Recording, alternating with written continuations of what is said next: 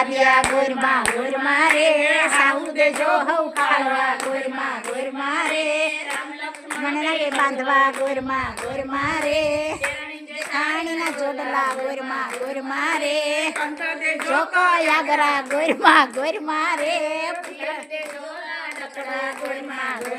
રે તું આપજો ગોરમાં રે પારણી ગોરમાં રે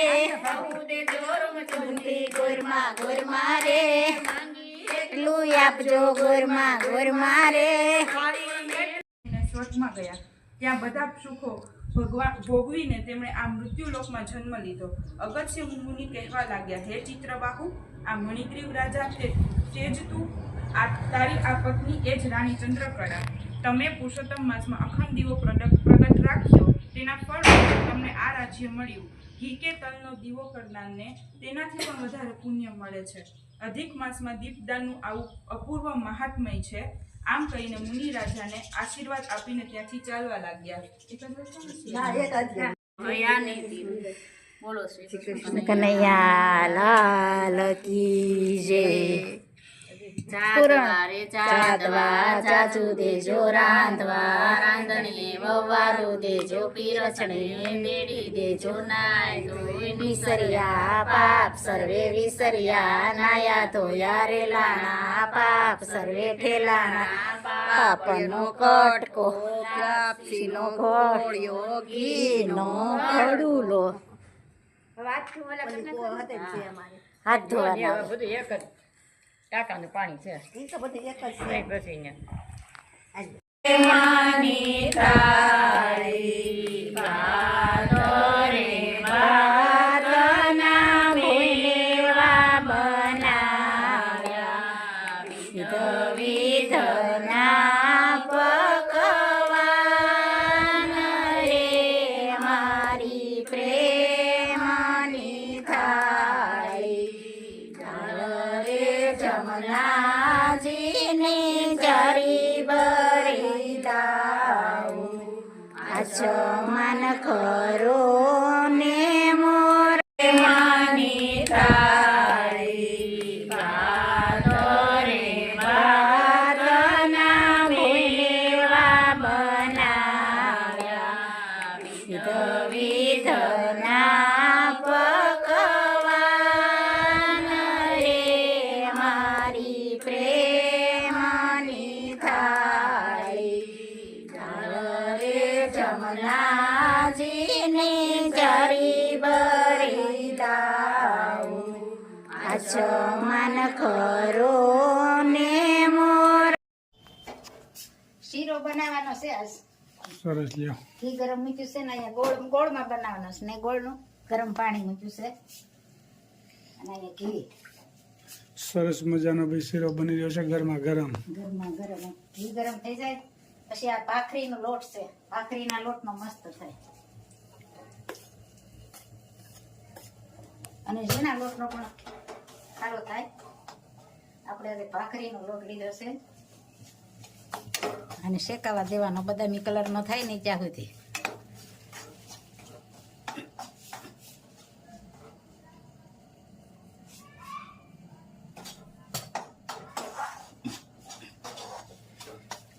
પછી ગરમ પાણી નાખવાનું, પછી મસાલા વાળો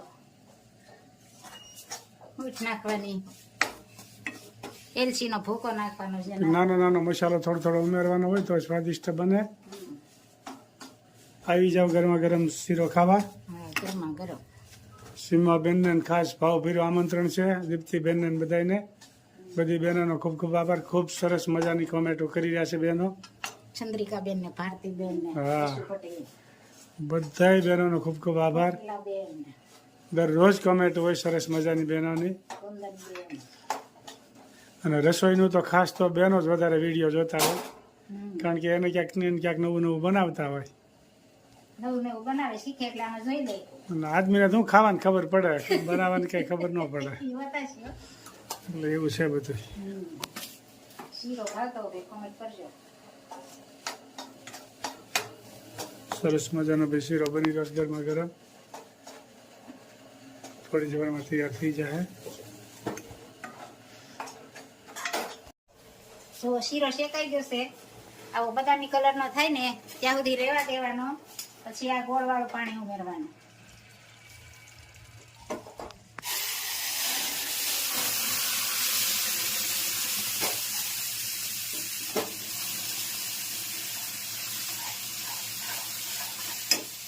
જો મસ્ત મજાનો શીરો બની જાય. પાણી બળે ને ત્યાં સુધી આવી રીતે કરવાનું. એક રસ થઈ જાય બધો. જો લસપસતો શીરો ભાવતો હોય છે કોને. સરસ મજાનો શીરો તૈયાર થઈ ગયો. ક્યાં બનાવવાના છે? આ ફોદીનો આપણે ફૂક્યો હતો ને, સુકલ ફોદીનો બરોબર. ગાંઠિયા નાખવાનો છે, એને પાવડર પર નાખવાનો આ રીતે. સરસ મજાના ગાંઠિયા બની રહ્યા છે ભાઈ આજ તો.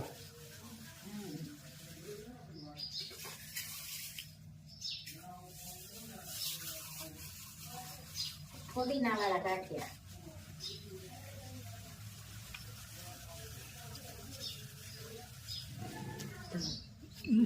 સુકલ ફોદીનો.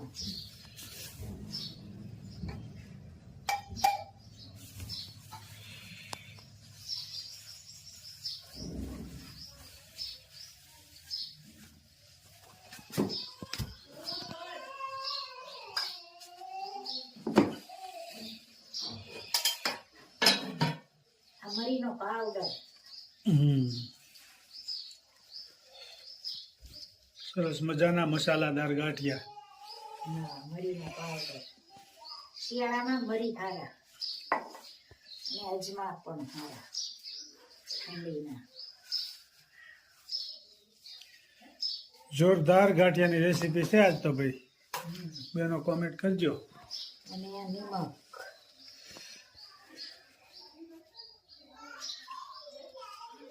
અને આ સોડા.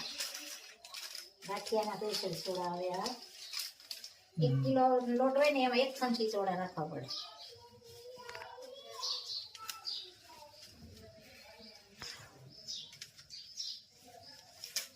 અને આ બધું મિક્સ કરવાનું. અને આ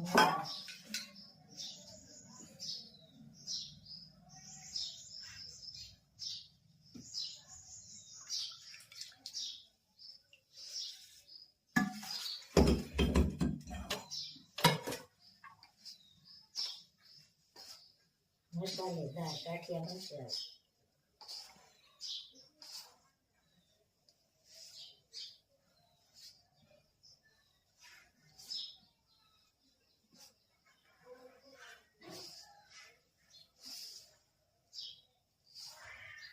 મોણ થોડુંક વધારે હોય ને, સોડા થોડા માપે હોય.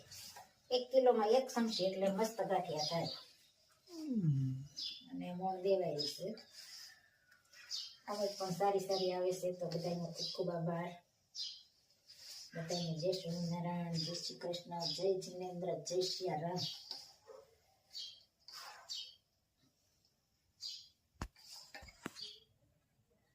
જોઈ શકો છો ગાંઠિયાનો. અને થોડોક કડક રાખવાનો, પછી થોડો થોડો મહાળવાનો. થોડું થોડું પાણી નાખી બનાવીને ત્યારે.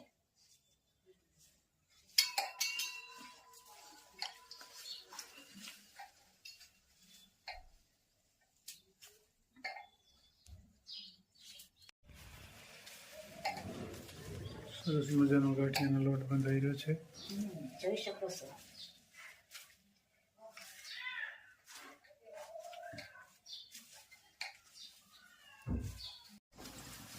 મસ્ત મજાના ગાંઠિયા મળી ગયા છે.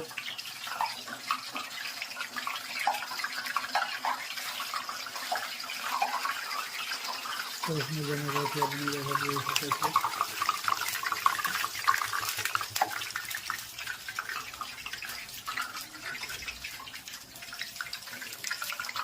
સરસ મજાના ગાંઠિયા ઓછા.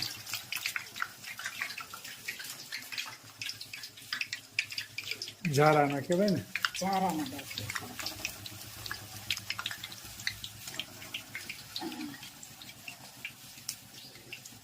ગાંઠિયા પડે ને એને પછી આની લોટ થોડો થોડો મહાળવાનો હોય.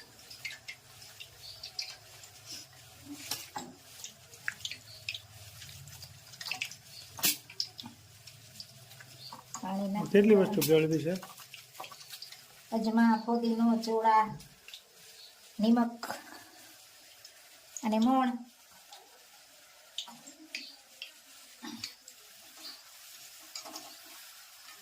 મસ્ત મજાના પોચા અને કડકડિયા.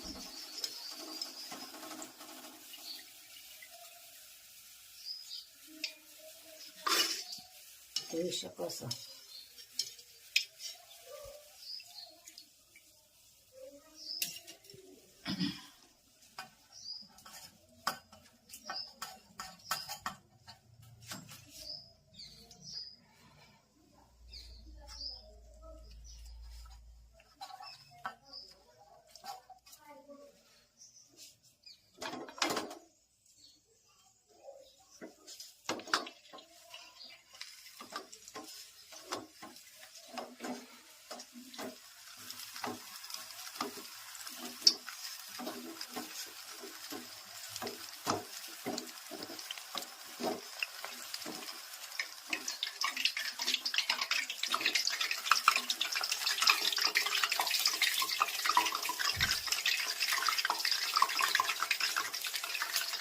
સરસ મજાના ગાંઠિયા તૈયાર થઈ જાય.